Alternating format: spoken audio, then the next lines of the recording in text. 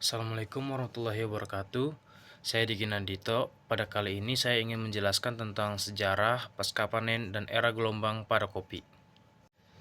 Kopi pertama kali ditemukan di Ethiopia sekitar abad ke-9. Menurut legenda, seorang penggembala bernama Kaldi menemukan bahwa kambingnya menjadi lebih energik setelah memakan buah kopi. Kopi kemudian menyebar ke Arab dan mulai diperdagangkan pada abad ke-15. Dari sanalah kopi berkembang ke Eropa, Asia, dan akhirnya seluruh dunia melalui perdagangan dan kolonialisme. Selanjutnya itu pasca panen. Yang pertama itu ada full wash. Pada proses basah, biji kopi yang sudah dipetik masuk ke dalam proses pemisahan. Di tahap ini, biji kopi dimasukkan ke dalam air dan jika biji kopi mengapung, ini menandakan biji kopi tersebut cacat. Biji kopi yang cacat ini kemudian dipisahkan dari biji kopi yang lain. Setelah dilakukan pemisahan antara biji kopi yang cacat dan yang baik, langkah selanjutnya adalah pengupasan kulit dan daging biji kopi dengan menggunakan pulper atau alat pengupas. Saat dikupas dengan mesin pulper, biji kopi akan dimasukkan ke dalam bak penampung yang sudah diisi oleh air. Proses ini dilakukan untuk melarutkan lendir yang masih menempel pada kulit kopi. Setelah itu, kopi-kopi yang sudah dibersihkan ini masuk ke tahap berikutnya yaitu proses perendaman. Perendaman ini biasanya dilakukan selama 12-36 jam, tergantung dari faktor kelembapan dan suhu udara di lingkungan tersebut. Selama proses perendaman, air rendaman ini diganti sebanyak 1 kali. Setelah proses selesai, tahap ini selanjutnya adalah penjemuran.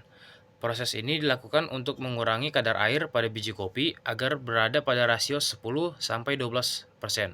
Setelah kering, biji kopi disimpan terlebih dahulu untuk diistirahatkan atau di-resting, di mana pada tahap ini biji kopi dimasukkan ke dalam huller untuk melepaskan kulit parchment. Proses ini disukai petani kopi karena kemungkinan gagalnya sangat kecil. Kopi yang diolah secara basah biasanya akan menghasilkan seduhan yang clean atau karakter rasa yang lebih jernih. Selain itu, umumnya kopi yang menggunakan proses ini memiliki aroma yang lebih kuat, bodi ringan, aftertaste lebih berkesan, dan acidity yang lebih tinggi. Yang kedua yaitu ada semi wash. Metode ini kurang lebih sama dengan full wash, namun air yang digunakan tidak terlalu banyak. Air hanya digunakan pada proses perendaman pada saat membersihkan biji kopi saja. Kemudian saat penjemuran, biji kopi harus sering dibalik agar tingkat kekeringannya merata. Proses penjemuran memakan waktu sekitar 2-3 hari hingga kulit parchment terbuka. Dan setelah dihuler, biji kopi akan dijemur hingga kadar air di dalam kopi mencapai 30% untuk menghindari kopi menjadi busuk atau rusak karena terlalu kering. Yang ketiga itu ada natural atau dry process. Proses kering ini sering disebut juga sebagai proses natural, karena selain simpel, buah kopinya pun tetap utuh, seperti mengeringkan buah anggur hingga menjadi kismis. Selain itu, proses fermentasinya juga tidak menggunakan air seperti halnya pada proses basah atau giling basah. Proses kering dilakukan ketika biji kopi yang telah dipetik, disortasi dan langsung dijemur dengan kulitnya, tanpa melakukan proses pengupasan dan pencucian. Penjemuran pada proses kering ini dilakukan selama 5-6 minggu. Setelah kering, kopi baru digiling. Hal ini yang kemudian membuat metode dry wash atau natural dapat menghasilkan cita rasa yang lebih beragam.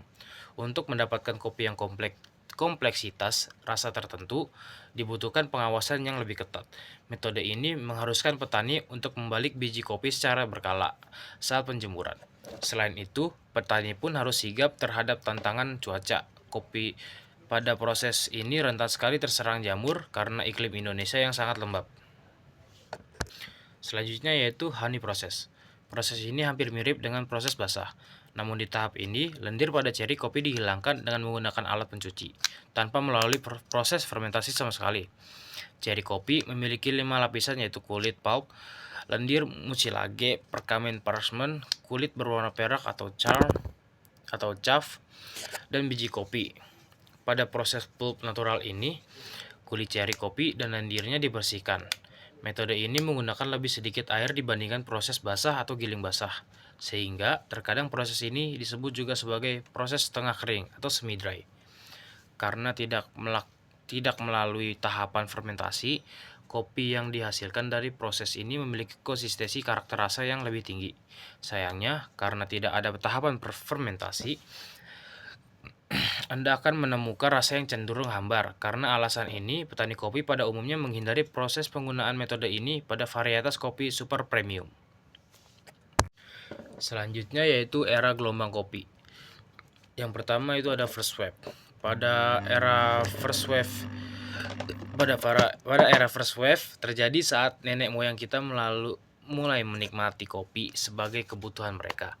Kebanyakan kopi yang diminum adalah kopi tubruk. Pada era ini, masyarakat mulai menyadari akan kebutuhan kopi dalam kehidupan mereka sehingga mulai tercipta budaya ngopi. Dan yang kedua itu ada second wave.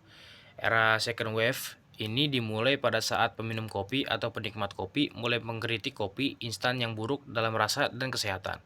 Sehingga konsumen mulai dikenalkan dengan jenis-jenis ekstraksi, teknik penyeduhan, hingga variasi minum kopi. Selanjutnya yaitu third wave.